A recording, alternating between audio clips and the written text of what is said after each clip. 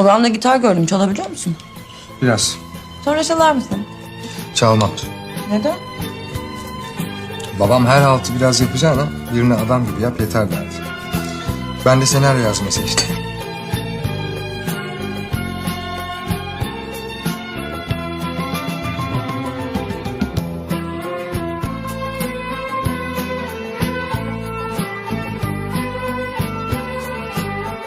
Reçeli sendin aşkım.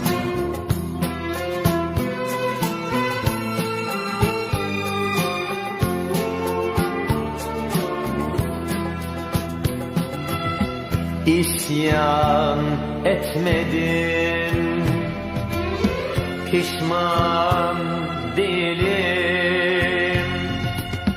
Taş bastım kana.